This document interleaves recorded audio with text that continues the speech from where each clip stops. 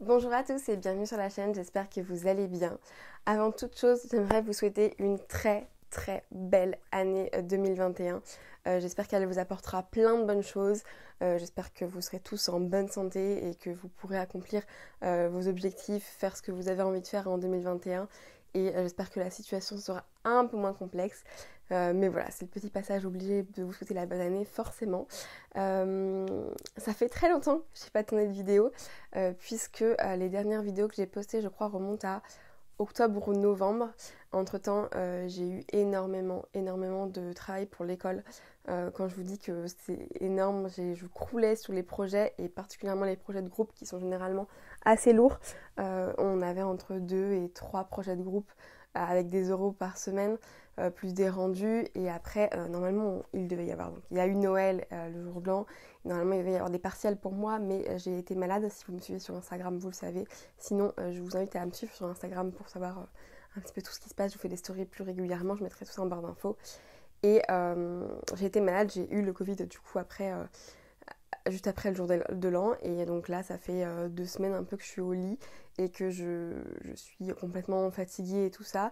Je commence tout juste à me remettre, ça n'a pas été très grave, juste un énorme rhume avec voilà, beaucoup de fatigue, mais rien de bien grave.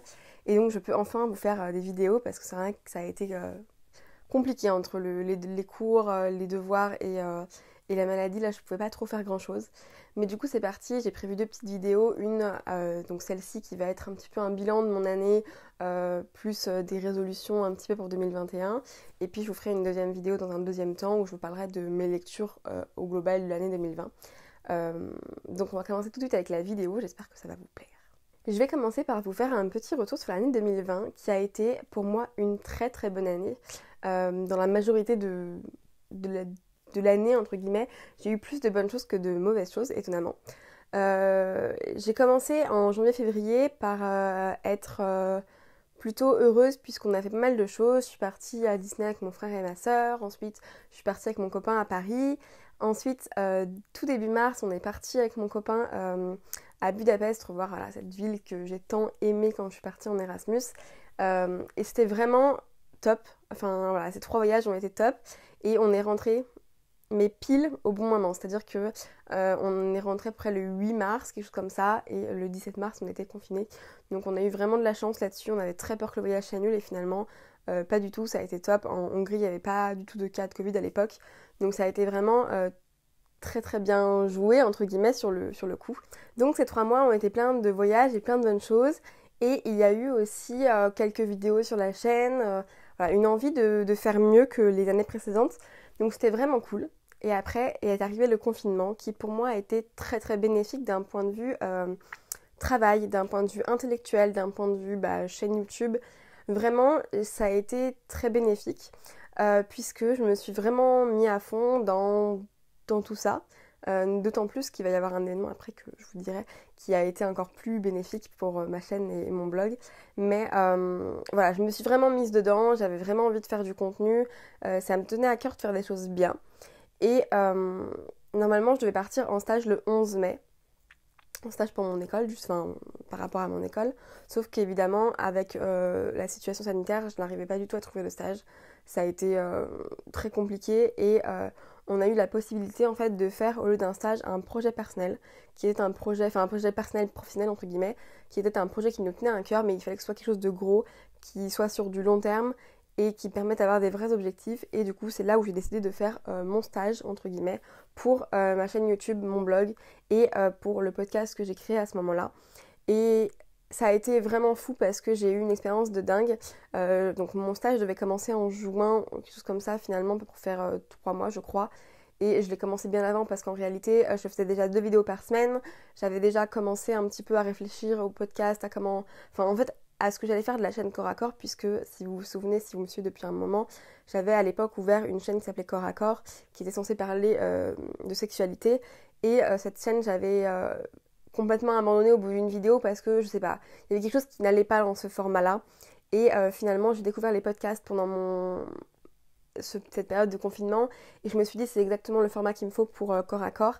Et donc ça commençait à cheminer dans ma tête et quand en fait je me suis mise en stage pour moi-même, j'ai lancé ce podcast qui aujourd'hui a 2 épisodes, beaucoup moins que ce que j'aurais aimé, mais voilà, la vie fait que c'est très très compliqué parfois de passer énormément de temps dessus et voilà, j'ai eu des moments très compliqués au niveau de mes cours et tout ça, donc je pouvais pas passer énormément de temps et surtout j'ai complètement surévalué la capacité que j'avais à travailler pour le podcast en plus de chaîne YouTube, de blog, machin, mais surtout parce que je pensais pas qu'un épisode serait aussi long à monter. Mon premier ça a été, mais le deuxième a été très très long à monter, puisque en fait plus les sujets sont denses, plus il y a de témoignages, plus il y a de choses à faire, et de choses à dire, et de choses à monter. Donc c'est vraiment très complexe, mais j'adore et je vous prévois encore l'épisode 3 bien évidemment. J'ai déjà commencé à recueillir des témoignages, à établir mon script. C'est juste que c'est beaucoup plus long que ce que j'aurais aimé, mais voilà. Donc le lancement de Corps à Corps, ça a été vraiment énorme pour moi parce que ça a été un accomplissement de quelque chose que je voulais absolument faire et surtout de quelque chose que je ne savais pas faire, c'est-à-dire lancer un podcast. C'était pour moi un peu inconcevable dans le sens où j'avais aucune notion dedans. J'ai eu beaucoup de chance parce que mon copain m'a beaucoup aidé notamment pour la BO, pour tout ce qui est mixage son qu'il fait encore aujourd'hui. Et voilà, c'est vraiment quelque chose dont je suis fière en 2020, c'est d'avoir pu lancer Corps à Corps et je sais que ça a plu à beaucoup de monde. Tous les retours que j'ai eus ont été assez positifs et donc ça vraiment je suis très très contente. Je vous mettrai si vous voulez dans le petit i là, le lien vers la chaîne YouTube avec les 2 premiers épisodes. Mais vraiment voilà, ça a été un bel accomplissement. Deuxième accomplissement que j'ai eu aussi un petit peu avant de commencer mon stage, ça a été le passage de la barre des 1000 abonnés. Je sais que c'est pas grand chose et que les chiffres ne devraient pas être si importants, mais c'est vrai que symboliquement, il y a quand même quelque chose de fait de passer les 1000 abonnés. C'était vraiment quand même une petite victoire pour moi. Et puis, il faut savoir que quand vous passez les 1000 abonnés, bah, c'est quand même beaucoup plus simple au niveau du référencement, de plein de choses sur YouTube. Et du coup, c'est vraiment un petit palier symbolique, mais qui était très beau et que je suis vraiment contente d'avoir passé en 2020 et j'essayerai de passer les 2000 abonnés en 2021 si je peux. En tout cas, je vais essayer d'être le plus régulière possible et de donner le meilleur de moi-même entre guillemets dans les prochaines vidéos pour que voilà, ça puisse plaire et là-dessus, je suis vachement contente. J'ai également réussi à diversifier un peu ma chaîne comme je voulais, ne pas parler que de livres, faire des vidéos qui me plaisent et je sais que c'est vraiment cool parce que généralement, les vidéos étaient plutôt bien accueillies, pas toutes, mais j'ai eu quand même des bons retours sur des vidéos un peu différentes des livres. Et j'ai notamment j'ai notamment sorti une vidéo en août où je parlais de mon corps, qui a été une vidéo un peu compliquée à réaliser parce que je savais pas trop ce que je faisais, j'y allais un petit peu comme ça. Et finalement, j'ai eu tellement de retours sur cette vidéo, je suis vraiment super contente parce que je sens qu'elle a résonné pour plein de gens et ça a vraiment été une petite victoire là aussi de me dire que j'arrivais à faire des choses qui pouvaient toucher les gens et avoir un impact sur la vie de quelqu'un. Vraiment, c'était très, très fou. C'est vrai qu'aujourd'hui, j'ai un souci avec ma chaîne, c'est que je trouve que j'ai pas assez d'échanges et de retours, malgré le fait que bah, voilà, j'ai quand même une bonne communauté, puisque je m'estime qu'à 2200 abonnés, ça fait quand même un joli chiffre. Néanmoins, sur certaines de mes vidéos, j'ai pas de commentaires et c'est encore un peu difficile d'avoir des vrais échanges et des vrais retours. Et là-dessus, j'ai eu ces échanges-là et ces retours-là et ça m'a vraiment fait chaud au cœur et ça m'a donné un coup de boost aussi pour continuer à faire les choses parce que je me rends compte qu'il y a vraiment des gens qui regardent et même s'ils sont pas toujours là pour commenter, et ben il y a quand même des gens qui regardent mes vidéos et qui aiment suivre ce que je fais. Donc ça, c'était vraiment cool. Je me suis également lancée sur des lives, notamment de jeux vidéo. J'ai fait un petit peu de Life is Strange avec vous, j'ai fait un petit peu de Sims et j'étais très contente de lancer ma chaîne Twitch. Alors c'était vraiment les b.a.-ba de la chaîne Twitch et je sais que là-dessus il va falloir qu'encore que je travaille. J'ai prévu de faire des lives de tirage de cartes vraiment sur Twitch depuis longtemps. J'ai tout ce qu'il faut, j'ai acheté des fonds pour Twitch et tout ça. Il me manque juste une jolie webcam et après je vais pouvoir faire ça. J'attendais un petit peu parce qu'en ce moment ma connexion net est très très mauvaise là où j'habite et en fait je me vois pas faire un live qui coupe toutes les 2 minutes.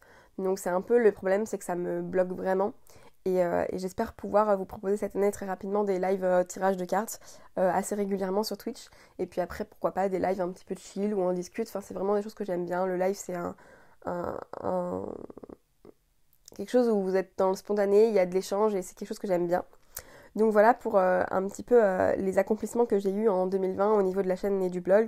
Enfin voilà, je suis super contente d'avoir réussi à faire tout ça et vraiment ça a été des petites victoires pour moi, voilà, de faire j'ai regardé un petit bilan, j'ai fait j'ai publié 43 vidéos, ce qui est énorme par rapport à ce que j'ai pu faire les années précédentes. C'est, je pense, l'année la plus grosse que j'ai pu faire sur ma chaîne.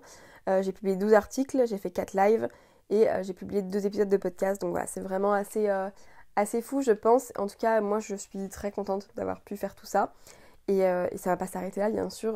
Comme je vous le disais, j'ai toujours envie, en fait, pour 2021, de faire les choses de la même manière, essayer de publier le maximum de vidéos, entre 1 ou 2 vidéos par semaine, de pouvoir avoir un rythme le plus régulier possible, de pouvoir continuer à vous sortir des épisodes de podcast, peut-être pas forcément aussi régulièrement que j'aimerais, mais en tout cas qu'ils soient présents. Peut-être diversifier aussi mon format, j'essaye de réfléchir à un autre format sur le podcast pour créer peut-être 2 formats sur le même podcast, mais qui soient complémentaires l'un de l'autre et qui puissent me permettre de travailler plus longtemps sur les épisodes basiques, entre guillemets, et en attendant de vous sortir quand même quelque chose. Donc je réfléchis à plein de choses. Voilà, je pense que ça se met en place tout doucement et j'aimerais faire ce genre de choses-là. Et voilà, c'est vrai que ça a été une belle année là-dessus. J'ai appris plein de choses. Vraiment, j'ai pu faire plein de choses et proposer, essayer plein de choses sur la chaîne. Donc voilà, je suis vraiment contente. J'ai adoré aussi faire des vlogs, même si ça a été un peu une catastrophe et que je n'étais pas toujours hyper régulière et toujours à l'heure. Ça a été une belle expérience que je pense je retenterai à un moment où j'aurai pas trop de cours ou que ce sera pas trop compliqué. Mais vraiment, le fait de poster plein de vlogs, c'est quelque chose que j'aime et je sais que je vais continuer à faire des vlogs parce que c'est un format que j'adore. Donc voilà pour un petit peu tout ce bilan de l'année 2020 au niveau de la chaîne et du blog. Au niveau plus personnel, c'est l'année de mon master, enfin, après plusieurs années à chercher ce que je voulais faire, à patauger un peu dans tous les sens. Je suis rentrée dans une école qui me plaît énormément. J'ai fait mon master, donc ma première année de master, et j'ai été prise dans mon master 2, enfin mon MBA. Donc mon avenir entre guillemets est fait. Il faut juste que je réussisse mes rattrapages puisque comme j'ai été malade, j'ai pas pu passer mes partiels.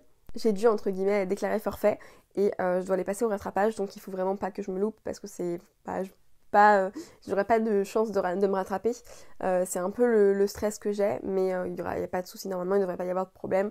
J'ai plutôt des bonnes notes, enfin j'arrive bien à m'en sortir, donc je suis contente et ça me passionne, donc c'est vraiment cool.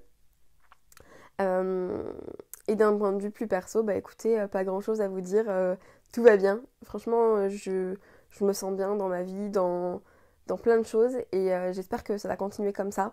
J'espère que je vais pouvoir avoir cet avantage d'être bien là où je suis encore cette année et de pouvoir faire un peu plus de choses qui me manquent, c'est-à-dire voyager par exemple. C'est vrai que j'ai commencé l'année avec 3 voyages et ça a été dur de m'en passer plus tard. Donc vraiment là, je suis contente. J'ai déjà 2 voyages de prévus pour août en espérant que d'ici là, la situation soit assez claire pour que je puisse partir comme j'ai envie. Et voilà pour tout cela. On passe maintenant à mes petites résolutions de 2021. Comme je vous le disais, donc du coup, vraiment continuer tout ce qui est chaîne YouTube, podcast, essayer de reprendre un peu le blog que j'ai laissé de côté parce que manque de temps. Tout ça, c'est vraiment des choses qui me tiennent à cœur. Essayer d'être le plus régulière possible, essayer de faire en sorte que tout aille bien. Je vais commencer mon stage également dans 2 semaines, donc forcément, le stage, c'est quelque chose qui me tient énormément à cœur de réussir et de faire correctement et de donner le meilleur de moi-même. Et après, d'un point de vue plus personnel, j'ai des résolutions notamment au niveau du sport. J'ai envie vraiment de pouvoir m'y mettre de façon régulière. J'avais commencé pendant le premier confinement, puis après j'ai arrêté et c'est dommage parce que j'étais plutôt bien, j'étais plutôt contente de moi. Donc ça va être quelque chose à reprendre, pouvoir voyager, essayer de lire plus aussi. Cette année, je suis contente, j'ai lu un peu plus que l'année d'avant où j'étais à Budapest et où j'avais rien lu. J'ai fait 58 lectures je crois, mais cette année j'ai encore envie de lire plus et d'ailleurs ça commence bien parce que pour l'instant j'en suis à déjà 15 lectures je crois, quelque chose comme ça depuis le début de l'année 2021 et c'est vrai que alors 15 lectures, il y a beaucoup de BD, hein, je tiens à dire parce que j'ai pas fait 15 romans d'un coup, mais voilà, j'ai envie de pouvoir lire plus et de faire des choses aussi un peu plus manuelles, tout ça, reprendre un peu de la couture, il y a plein de choses que j'ai fait en fait que je mets de côté parce que j'ai pas le temps et tout ça.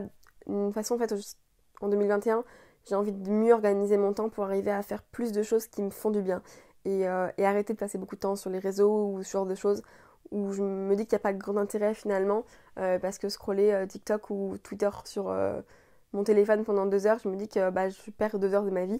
Et voilà, le but c'est vraiment de pouvoir me nourrir plus intellectuellement à la façon dont je l'ai pu le faire pendant les confinements, mais là sans être confinée, donc voilà.